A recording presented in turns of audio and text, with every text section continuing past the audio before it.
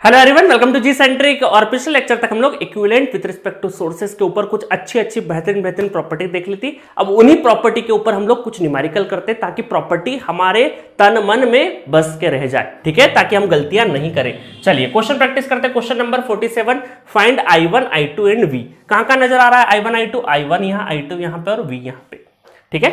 अब देखिए यहां पर आपको क्या हो रहा है, क्वेश्चन ध्यान से देखिए। तो ये वाला वोल्टेज और ये वोल्टेज तो मतलब एक ही ब्रांच है, पूरी की पूरी एक ही ब्रांच में माइनस प्लस। लोअर वाली क्या है, पहले कौन सा आ रहा है माइनस प्लस, इधर भी माइनस प्लस। इसका मतलब दोनों की पोलरिटी क्या है, एडिटिव है। तो क्या हम ऐसा बना सकते हैं सर्किट को, ऐसा बना सकते हैं क्या कि ये दोनों वोल्टेज एडिटिव है तो 8 + 8 कितना हो जाएगा, 16 हो जाएगा। और ये नेटवर्क कुछ इस तरीके से हमें दिखने लगेगा, है ना, ये कुछ इस तरीके से दिखने लगेगा। और यहाँ पर ये कुछ इस तरीके से। और क्या क्या फाइंड आउट करना है हमें, ये I2 करंट फाइंड आउट करना है, I1 करंट फाइंड आउट करना है। और ये हमारे क्या हो जाएंगे 2 ओम और 2 ओम। और ये हमारा 2 एम्पेयर। डायरेक्शन थोड़ा सा अच्छे से लगा देते हैं। और ये वाला वोल्टेज हमारा V, हमें वोल्टेज V कैलकुलेट करना है।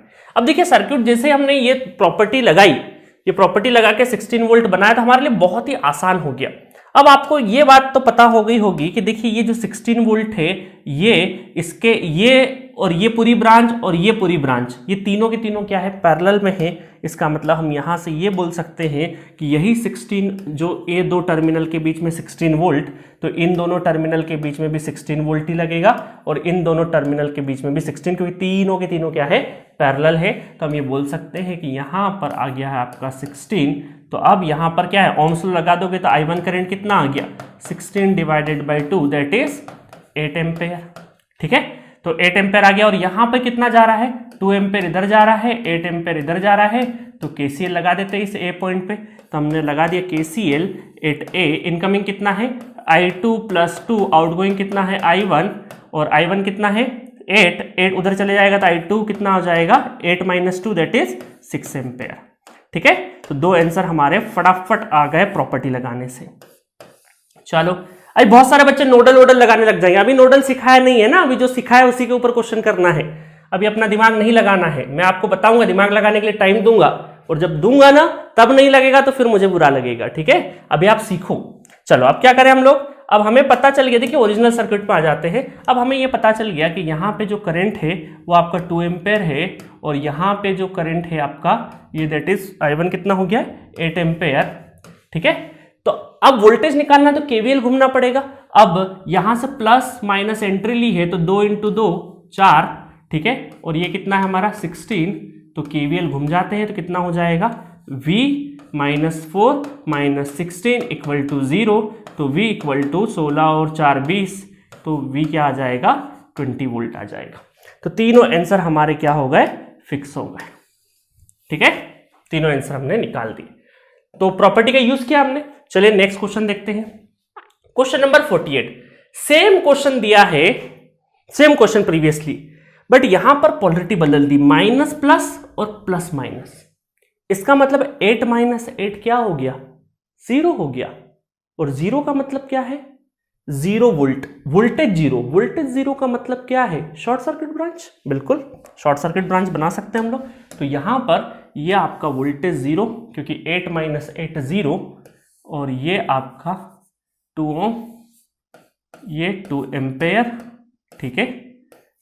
और यहां पर ये आ जाएगा आपका 2 ओम, ठीक है। अब क्या क्या पूछा है हमसे, ये पूछा है हमसे I2 करंट, ठीक है। और क्या पूछा है हमसे, I1 पूछा है, और हमसे पूछा है V, और यहां का रेजिस्टेंस है 2 ओम।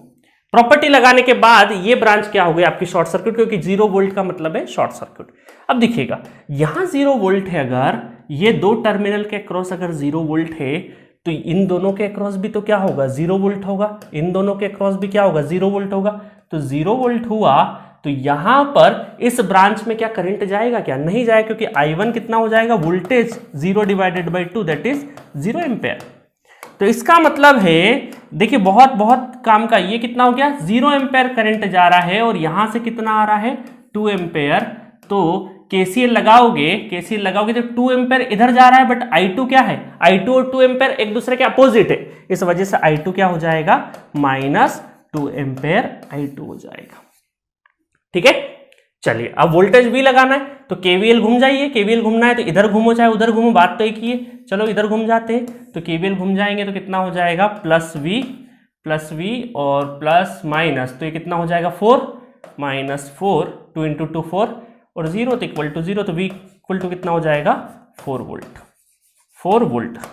अब बहुत सारे बच्चे कंफ्यूज हो जाते हैं कि सर अभी आपने थोड़ी देर पहले बोला कि इन दोनों के टर्मिनल के अक्रॉस 0 वोल्ट है, तो आप तो यहां वैल्यू निकाल के लेके आ गए। तो माय डियर मैं आपको बताता हूं, अभी भी इन दोनों टर्मिनल को देखोगे तो 0 है। अंदर क्या हो रहा है, यहां पर 4 वोल्ट का पोलरिटी है, तो ये पूरा का पूरा वोल्टेज यहां पे कंपनसेट हो जा रहा है। ये जो वोल्टेज है पूरा का पूरा यहां पे ड्रॉप हो जा रहा है। ठीक है, तो अल्टीमेटली दोनों का नेट अगर देखोगे तो क्या हो गया, 0 हो गया। तो हमें यहां नोड पे, क्योंकि नोड का वोल्टेज जो होता है वो पूरी ब्रांच का अलजेब्रिक सम होता है। इस नोड का जो भी वोल्टेज होता है उस पूरी ब्रांच में जितने भी एलिमेंट लगे उन सब का अलजेब्रिक सम ऑफ वोल्टेजेस होता है नोड वोल्टेज, जो कि आगे चल के मैं पढ़ाऊंगा। तो अभी मैं इसलिए बता रहा हूं कि 0 वोल्ट है तो इसका मतलब 4 ये हुआ पॉजिटिव का, तो नेगेटिव का 4, तो दोनों आपस में कैंसिल होकर 0 हो गए। तो अल्टीमेटली इस पूरी टोटल ब्रांच में 0 वोल्ट है, मतलब नोड वोल्टेज क्या है इसके, 0 वोल्ट है। ठीक है, तो थोड़ा आगे बढ़ोगे जब नोडल सीखोगे तो ये कंफ्यूजन भी आपका दूर हो जाएगा। चलिए नेक्स्ट क्वेश्चन देखते हैं। बहुत सिंपल क्वेश्चन है बट ट्रिकी क्वेश्चन है ये सारे के सारे। ठीक है, अब देखिए I1 और I2, ये 8 वोल्ट है, ये 2 एम्पेयर है, I1 I2 सब निकालना है। अब यहां पर हम देखें तो 8 वोल्ट है, तो यहां पर 8 वोल्ट हम लोग लगा सकते हैं। देखिए 8 वोल्ट एग्जैक्टली पैरेलल है, तो यहां कितना करंट चलेगा, 8 / 4 दैट इज 2 एम्पेयर करंट चलेगा।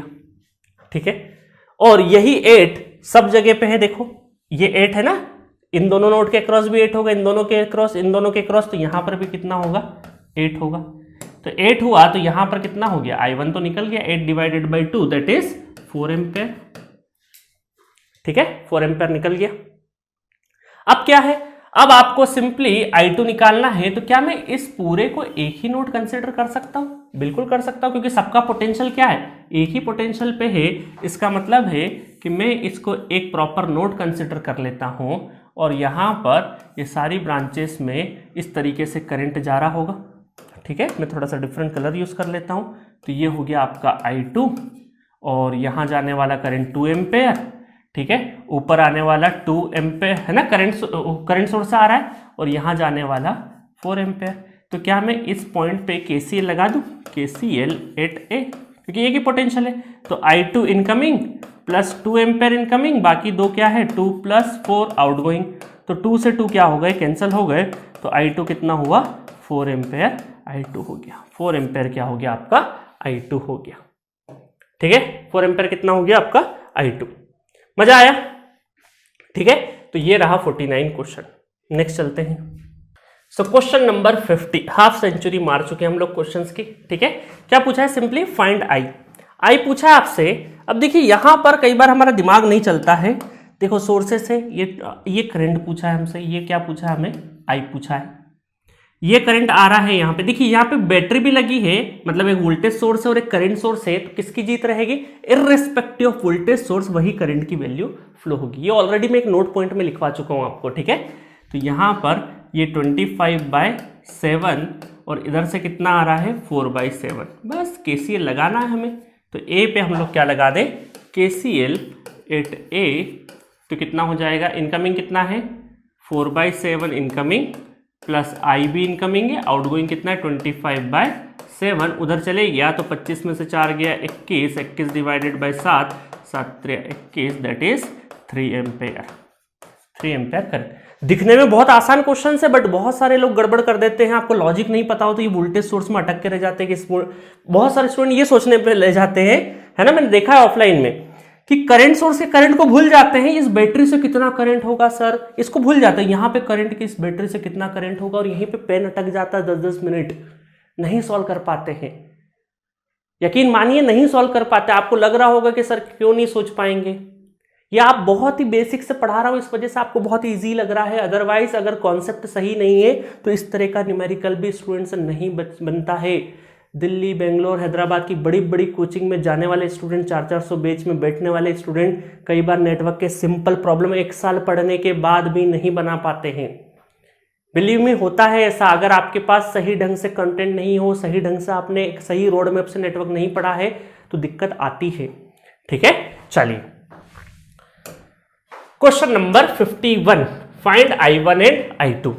I1 और I2 करंट हमें निकालना है। I1 ऐसे जा रहा है, I2 ऐसे जा रहा है, 4 एम्पेयर करंट सोर्स है, वोल्टेज सोर्स वगैरह लगे हैं। चलो, तो अब सबसे पहली चीज तो क्या है यहाँ पे, ये है कि 4 एम्पेयर तो इधर से आ रहा है ना, 4 एम्पेयर करंट यहां से आ रहा है, ये बात तय है। और यहां पर देखिएगा, यहां पर आपको ये करंट पता करना है। अगर ये करंट पता करना है और ये पूरा का पूरा वोल्टेज है, तो मैं क्या ऐसा बोल सकता हूं कि प्लस माइनस ऐसा पोलरिटी का एक V वोल्टेज एज्यूम कर लो, क्योंकि अगर ये वोल्टेज V मैंने कैलकुलेट कर लिया तो रेजिस्टेंस पता है, तो ये करंट आ जाएगा, और ये करंट आ गया तो मैं KCL लगा के ये करंट भी फाइंड आउट कर सकता हूं। समझ में आ रही बात?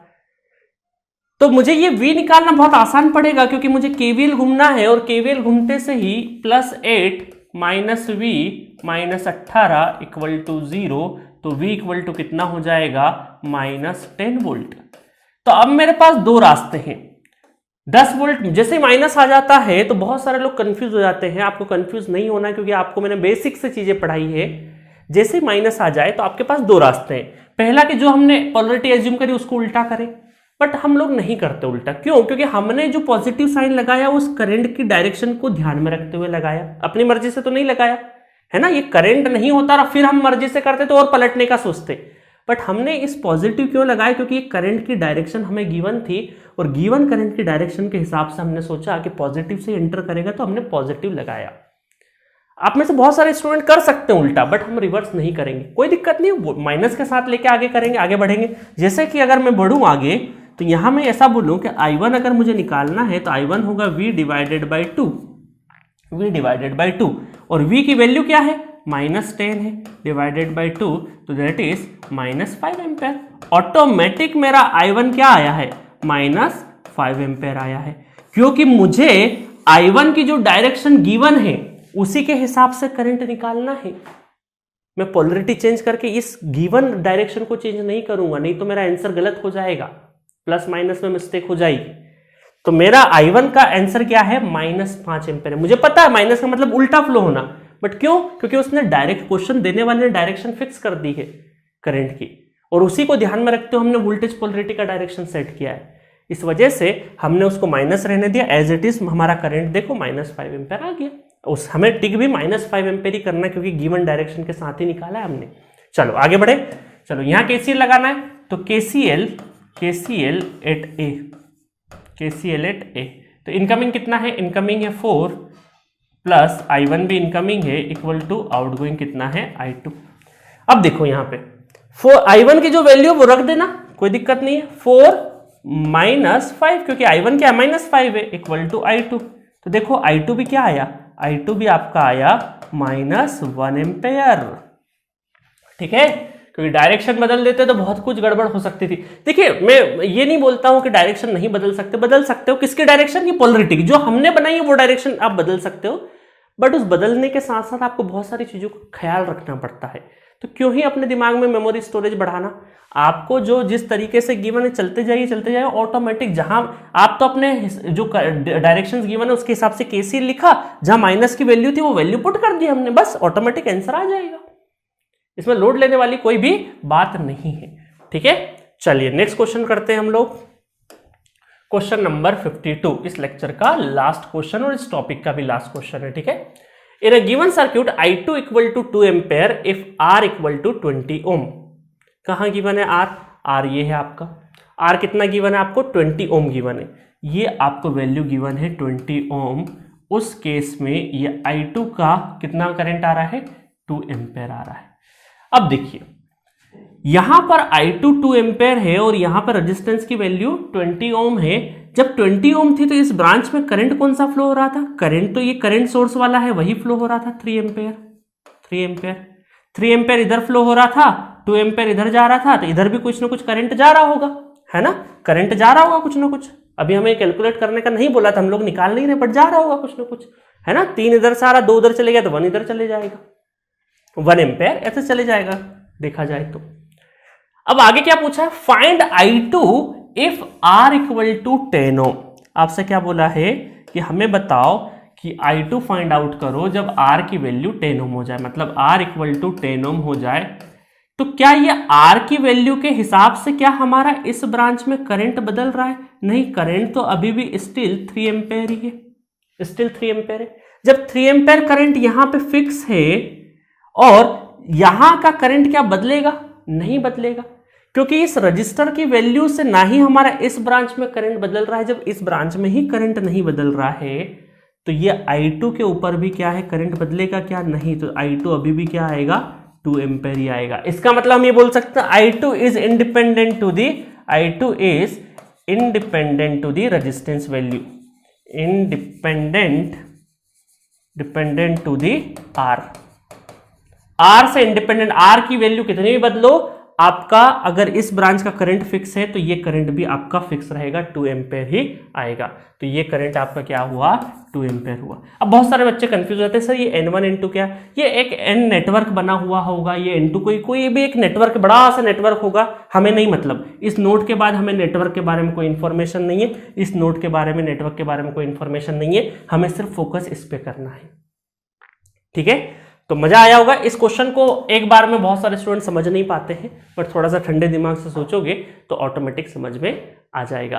तो at this note, equivalent circuit with respect to sources की प्रॉपर्टी के साथ साथ प्यारे प्यारे छोटे छोटे मासूम से क्वेश्चंस देखे हमने, और ये मासूम से क्वेश्चंस बन रहे हैं तो अच्छी बात है, क्योंकि बहुत सारे बच्चों से नहीं बनते इस तरह के क्वेश्चंस, यकीन मानिए, ठीक है।